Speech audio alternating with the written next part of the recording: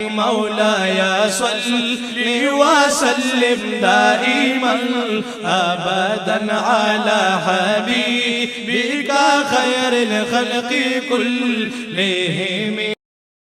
والسلام على سيد الأنبياء والمرسلين وعلى آله وصحبه أجمعين. أما بعد فأعوذ بالله من الشيطان الرجيم. بسم الله الرحمن الرحيم. إنما يعمر مساجد الله من آمن بالله واليوم الآخر وأقام الصلاة وآتى الزكاة ولم يخش إلا الله. صدق الله العظيم وصدق رسوله النبي الكريم ونحن على ذلك لمن الشاهدين والشاكرين والحمد لله رب العالمين. تمام ساتھی درود شریف پڑھ لیں. اللهم صل على محمد وعلى آل محمد كما صليت على إبراهيم وعلى آل إبراهيم إنك حميد مجيد. اللهم بارك على محمد وعلى آل محمد كما باركت على إبراهيم وعلى آل إبراهيم إنك حميد مجيد. رب اشرح لي صدري ويسر لي أمري واحلل عقدة من لساني يفقهوا قولي. رب زدني علما. اللہ رب العزت کا احسان اور اس کا شکر جتنا بجا لائے کم ہے. اللہ رب العزت نے ایک بہت بڑا احسان اس علاقے اس کمیونٹی پر کیا، خاص طور پر ارد گرد کے رہنے والے ساتھیوں پر اور فیملیز پر، کہ اللہ تعالیٰ نے اپنے گھر کی بنیاد یہاں اس علاقے میں ڈالنے کی توفیق آپ حضرات کو، ہم سب کو عطا فرمائی. سب سے پہلے یہ دعا کریں جن ساتھیوں نے اپنی دعاؤں میں یاد کیا، جن ساتھیوں نے اپنی وقت دیا، جن ساتھیوں نے مالی تعاون کیا، جن ساتھیوں نے وقتی تعاون کیا، جسمانی تعاون کیا، اللہ تعالیٰ سب کو جزائے خیر عطا فرمائے اور سب کو اپنی بارگاہ میں قبول فرمائے. وہ رسول اللہ صلی اللہ علیہ وسلم کا جو وعدہ ہے کہ جو انسان، جیسے میں نے پہلی دفعہ جب اس مسجد کی بنیاد رکھنے کی نیت کی اور بنیاد رکھی گئی، ابھی ابتدا کی تھی اور بات شروع ہوئی تھی، تو میں نے شاید آپ حضرات کو ایک فلائر بھیجا. اس میں نے جو پہلی حدیث کوٹ کی تھی وہ کیا تھی کہ جو ساتھی ایک اینٹ کے برابر، ایک برک کے برابر بھی اگر وہ مسجد میں حصہ لے لے تو کیا ہے، اللہ رب العزت کا وعدہ ہے کہ قیامت کے دن اس کو کیا ہے، جنت میں گھر عطا فرمائیں گے. تو آپ حضرات کا دعاؤں کے ذریعے سے، آپ حضرات کا اپنے وقت کے ذریعے سے، مال کے ذریعے سے، احساسات کے ذریعے سے، جن ساتھیوں نے تعاون کیا، جن کا ارادہ تھا نہ کر سکے، اللہ تعالیٰ سب کو اپنے گھر کیا ہے، اپنی بارگاہ سے جنت میں گھر عطا فرمائے.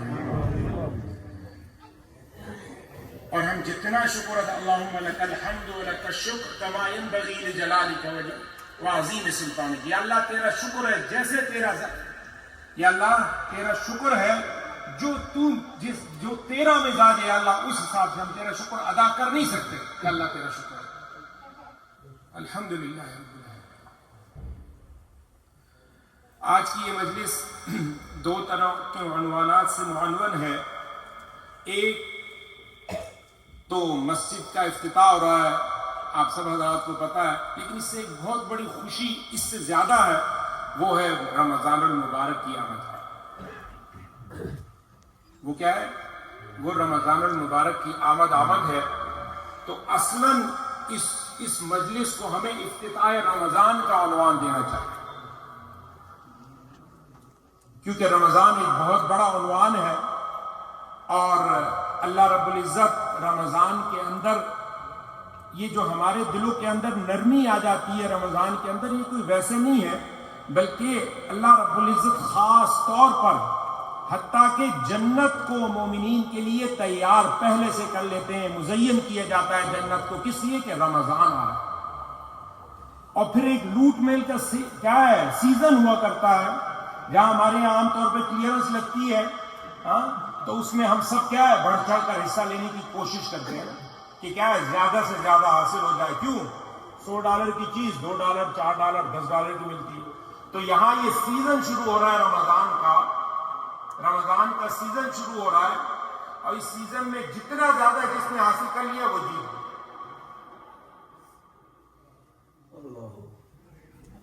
جہاں نوافل کا ثواب فرض کے برابر اور فرض کو کئی گنا بڑھا دیا جاتا ہے،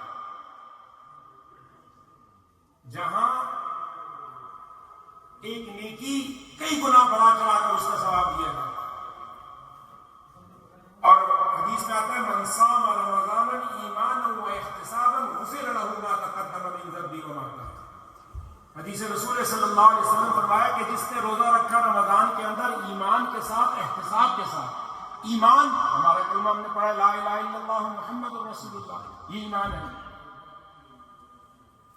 اس پہ تفصیلی بات ہوگی کہ ایمان کیا ہے. اور پھر دوسرا احتساباً، احتساب کرتے ہوئے اپنے آپ کو اللہ کی عدالت میں پیش کرتے ہوئے روزہ رکھا. اب جب اپنے آپ کو انسان اللہ کی عدالت میں پیش سمجھے تو کیسے روزہ رکھے گا، کیسے نماز پڑھے گا، کیسے اللہ کا ذکر کرے گا، کیسے صدقہ خیرات دے گا، کیسے زکوٰۃ دے گا. ہر شخص خود اپنا محاسبہ کرے. تو جس شخص نے رمضان میں روزے رکھے ایمان کے ساتھ، احتساب کے ساتھ، اکاؤنٹیبلٹی، اپنے آپ کو احتساب کے لیے پیش کرنا اللہ کی عدالت میں، فرمایا غفر له ما تقدم من ذنبی وما تأخر، کہ اللہ رب العزت نے اس کے گناہ معاف کر دیے پاس اور فیوچر میں بھی جو کرے گا اللہ رب العزت اس کو توفیق عطا فرمائیں گے. کہ کیا ہے یہ، کیا ہے اس کو توبہ کیا ہے. ما تقدم من ذنبی وما تأخر.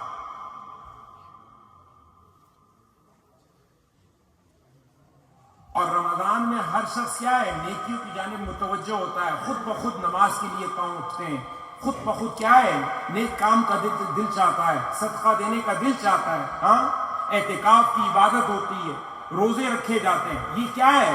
یہ اللہ کی طرف سے کیا کیا جاتا ہے. اس میں خصوصی طور پر جو بڑے شیاطین ہیں ان کو کیا کر دیا جاتا ہے، جکڑ دیا جاتا ہے، باندھ دیا جاتا ہے. اور مومنین پر وہ کیا ہے حاوی نہیں ہوتے. چھوٹے موٹے جو شٹونگڑے ہیں نا وہ اپنا کام کر رہے ہیں. تو جہاں اللہ رب العزت کی اتنی بڑی مدد شامل حال ہو تو پھر ہمیں کیا ہے، ہمیں بھی کوئی انٹینشنلی بھی کچھ کرنا چاہیے. ہمیں کیا ہے، ہمیں ذاتی طور پر بھی کچھ کرنا چاہیے، ہمیں اپنی بھی محنت کرنی چاہیے. تو سب سے پہلے یہ دعا کریں کہ یا اللہ یہ رمضان جو آ رہا ہے اس رمضان کو ہماری زندگی کی تبدیلی کا ذریعہ بنا. حقیقت یہ ہے کہ اللہ رب العزت نے جو مہلت دی ہے صحت کی حالت میں، اللہ رب العزت نے جو مہلت دی ہے فراغت کی حالت میں، اللہ رب العزت نے جو مہلت دی ہے موت سے پہلے کی حالت میں، یہ بہت بڑی غنیمت ہے. اور یہ میں نہیں کہہ رہا، رسول اللہ صلی اللہ علیہ وسلم کا ارشاد ہے، فرمایا اغتنم خمسا قبل خمس. 5 چیزوں کو 5 چیزوں سے پہلے، یا 5 حالتوں کو 5 حالتوں سے پہلے کیا کرو، غنیمت جانو. اس پر اللہ کا شکر ادا کرو کہ اللہ نے کیا ہے تمہیں صحت دے رکھی ہے. ان لوگوں کو جا کر دیکھو جو اسپتالوں میں پڑے، میرے آپ کے رشتے دار اسپتالوں میں پڑے، گھروں میں پڑے، نہیں اٹھ سکتے، نماز نہیں پڑھ سکتے. بہت دل چاہتا ہے اس حالت کے آنے سے پہلے اللہ کا شکر ادا کریں. اس حالت کے آنے سے پہلے اللہ کے سامنے سر پہ سجود ہو. اس حالت کے آنے سے پہلے اپنی کیا ہے، اپنی حالت، اپنے آپ کو اللہ کے سامنے پیش کریں. اور اس وقت کے آنے سے پہلے جب انسان مشغول ہو جائے، مصروف ہو جائے، جب اللہ نے فراغت دے رکھی ہے اس فراغت کو غنیمت سمجھو اور اللہ کے دین میں کیا ہے اپنا حصہ ڈالتے جاؤ. اللہ کے کیا ہے، اللہ کے سامنے اپنے آپ کو جھکاؤ، اللہ کے لیے کیا ہے اپنے آپ کو پیش کرو. جہاں دینی تقاضا جہاں ہے اپنے آپ کو سب سے پہلے. اور موت سے پہلے زندگی کو غنیمت جانو. یا آج جو زندگی ملی، جن لوگوں کی زندگی میں پچھلے سال رمضان تھا آج وہ رمضان نہیں ہے، وہ میرے اور آپ میں موجود تھے آج نہیں ہے، آج وہ لوگ یہاں نہیں ہیں.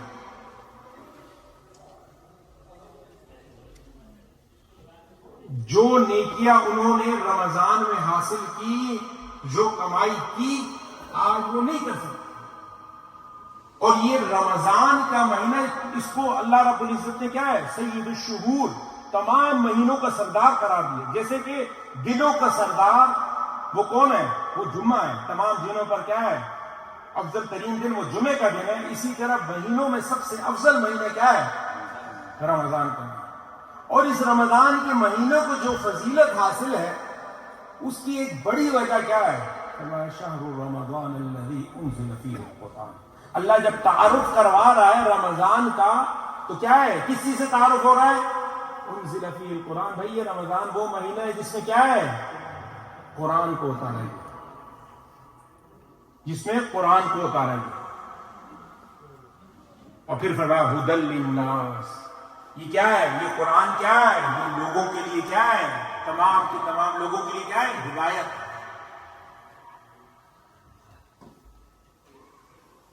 تو اس رمضان کو جو فضیلت ملی کس کی وجہ سے ملی؟ اس قرآن کی وجہ سے. اور قرآن کیا ہے؟ قرآن وہ کلام اللہ ہے.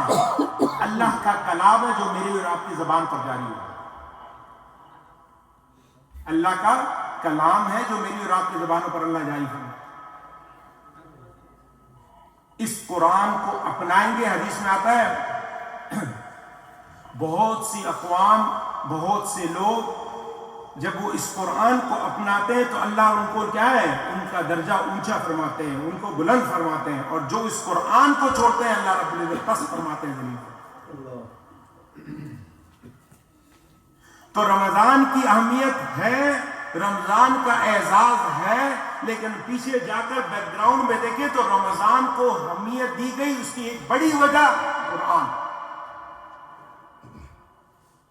لہذا قرآن کو اپنائیں گے تو کامیاب ہوں گے، قرآن کو لیں گے تو کامیاب ہوں گے. اس نصاب کو اپنی زندگی میں شامل کریں گے، اس سلیبس کو اپنی زندگی میں شامل کریں گے تو کامیاب ہوں گے. اگر اس قرآن کو چھوڑا تو گمراہی ہماری ہے. اگر اس قرآن کو چھوڑا اور اللہ سے دور ہوئے تو کامیابی ہماری زندگی میں ہے.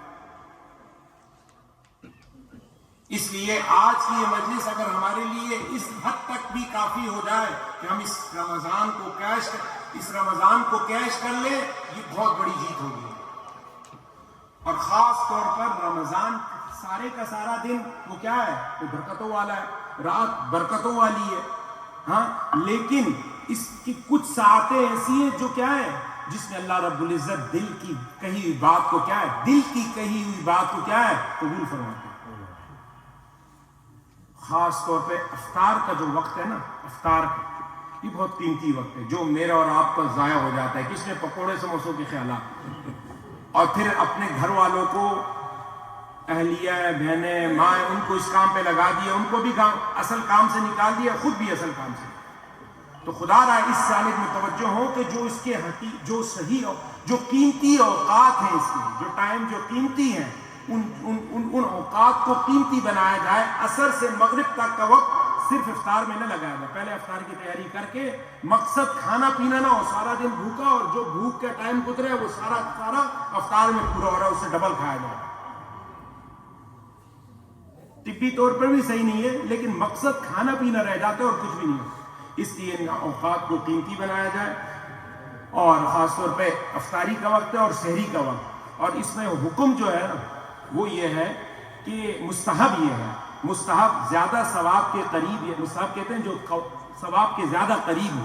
آسان الفاظ میں سحری آخری وقت میں کی جائے اور افطاری پہلے وقت میں کی جائے. سحری آخری وقت میں. کیوں؟ جب رمضان کی بات آئی تو روزے کی بات آئی تو قرآن نے کیا کہا؟ قرآن نے کہا کہ صبح صادق سے لے کر غروب آفتاب کا.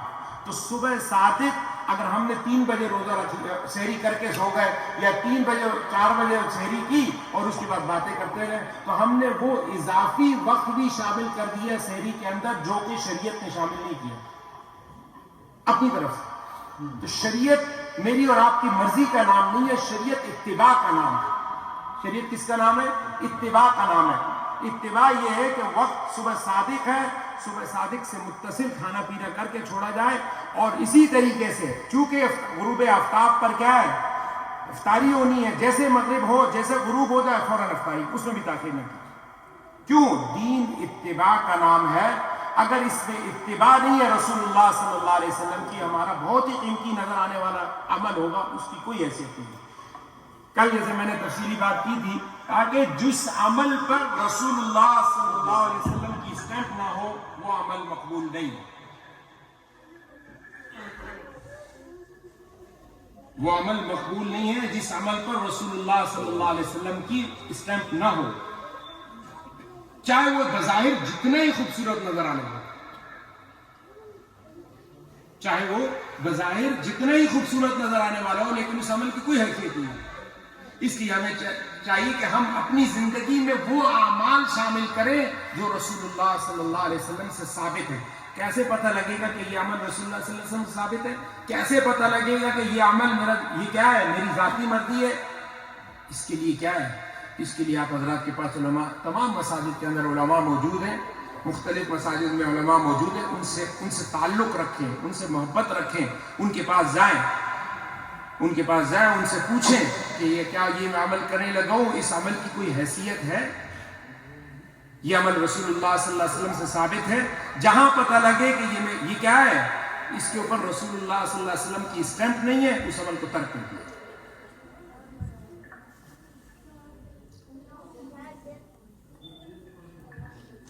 ان اوقات کو، رمضان کے جو خاص اوقات ہیں، ان اوقات کو قیمتی بنایا جائے۔